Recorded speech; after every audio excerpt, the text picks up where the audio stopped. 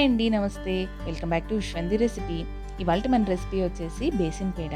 కేవలం అరగంటలో తక్కువ ఇంగ్రీడియంట్స్తో మంచి టేస్ట్ ఉండే స్వీట్ తినాలనిపిస్తే ఇలా ట్రై చేయండి. చాలా బాగుంటుంది. సింపుల్ ప్రాసెస్తో ఉంటుంది, అలాగే చాలా టేస్టీగా కూడా ఉంటుంది. అందరికీ నచ్చేలాగా బేసిన్ పేడని ఎలా తయారు చేయాలో ఈ వీడియోలో చూద్దాము.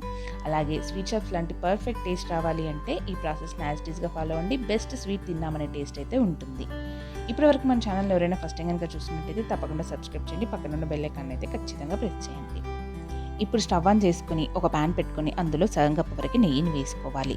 ఈ నెయ్యి క్వాంటిటీ అనేది మనం ఒక కప్పు శనగపిండి తీసుకున్నామంటే హాఫ్ కప్పు వరకు నెయ్యిని తీసుకోవాల్సి ఉంటుంది. నెయ్యి కాస్త వేడెక్కిన తర్వాత ఒక కప్పు శనగపిండిని వేసుకొని నెయ్యితో శనగపిండి బాగా కలిసిపోయేలాగా ఫ్రై చేసుకోండి. ఇలా శనగపిండి మొత్తం నెయ్యితో కలిసిపోయి మళ్ళీ నెయ్యి బయటకు రిలీజ్ అయ్యేంత వరకు శనగపిండిని ఫ్రై చేసుకుంటూ ఉండాలి.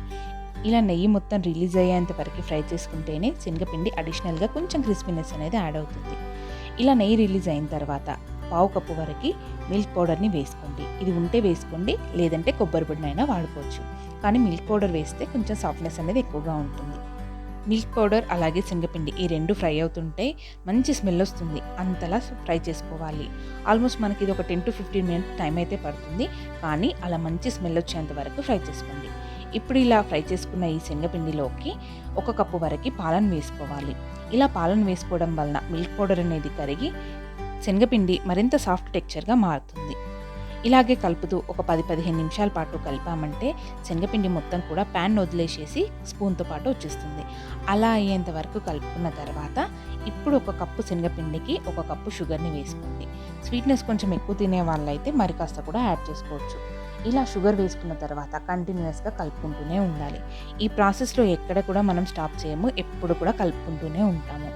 ఇలా ఒక 10 నిమిషాల పాటు షుగర్ మొత్తం మెల్ట్ అయ్యేలాగా బాగా కలుపుకున్న తర్వాత చివర్లో దింపేసే కన్నా ఒక 5 మినిట్స్ ముందు ఇలాచీ పొడిని ఓ స్పూన్ వేసుకుని బాగా కలిపేసుకోండి. ఇలా ఇలాచీ పొడి మొత్తంగా కలుపుకున్న తర్వాత ఒక 10 నిమిషాల పాటు అలాగే ఫ్రై చేసుకోండి. ఇలా మనం 10 నిమిషాల పాటు ఫ్రై చేసుకుంటేనే శనగపిండి అనేది బాగా కుక్ అవుతుంది, అలాగే సాఫ్ట్ టెక్స్చర్గా కూడా ఉంటుంది. తింటుంటే క్రిస్పీనెస్ రావాలి అంటే మాత్రం ఇలా 10 నిమిషాల పాటు ఫ్రై చేసుకోవడం అనేది చాలా ఇంపార్టెంట్. చూసారు కదా మనం వేసుకున్న నెయ్యి అనేది ఎలా సరిపోయిందో. ఇలా మనకి నెయ్యి అనేది రిలీజ్ అవుతున్నప్పుడు స్టవ్ ఆఫ్ చేసుకొని కంప్లీట్గా చల్లారనిచ్చుకోండి. ఒక 10-15 నిమిషాల పాటు చల్లారిందంటే సరిపోతుంది.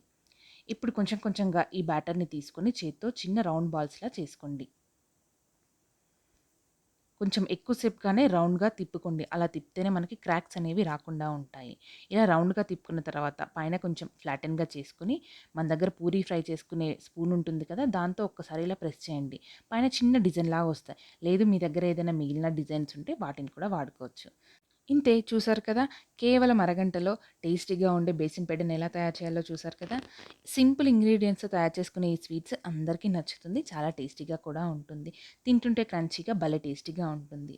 చూసారు కదా ఈ వీడియో కనుక మీకు నచ్చినట్లయితే తప్పకుండా లైక్ చేయండి, షేర్ చేయండి. మరిన్ని మంచి మంచి రెసిపీస్ కోసం మన ఛానల్ని సబ్స్క్రైబ్ చేయండి. Thank you.